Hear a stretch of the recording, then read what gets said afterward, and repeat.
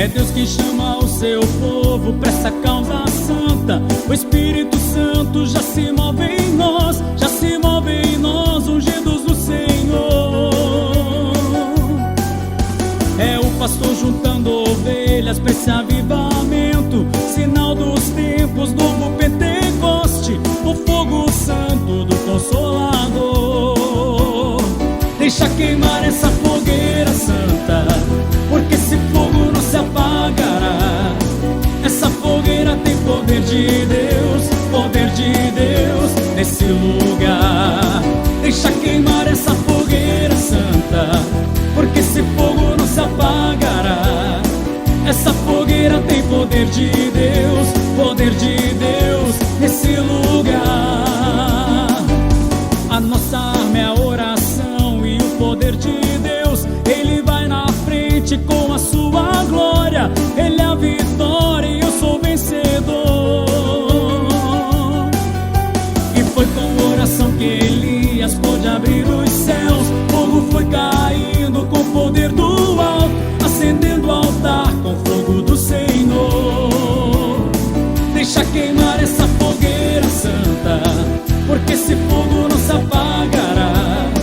Essa fogueira tem poder de Deus, poder de Deus nesse lugar. Deixa queimar essa fogueira santa, porque esse fogo não se apagará. Essa fogueira tem poder de Deus, poder de Deus nesse lugar. A nossa arma é a oração e o poder de Deus. Ele vai na frente com a sua glória. Ele é a vitória e eu sou vencedor. E foi com oração que Elias pôde abrir os céus. Fogo foi caindo com o poder do alto, acendendo o altar com fogo do Senhor. Deixa queimar essa fogueira santa, porque esse fogo não se apagará. Essa fogueira tem poder de Deus, poder de Deus nesse lugar. Deixa queimar essa fogueira santa, porque esse fogo não se apagará.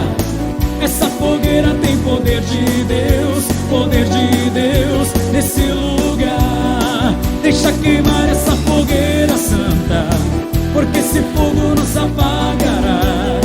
Essa fogueira tem poder de Deus, poder de Deus nesse lugar. Deixa queimar essa fogueira santa, porque esse fogo não se apagará.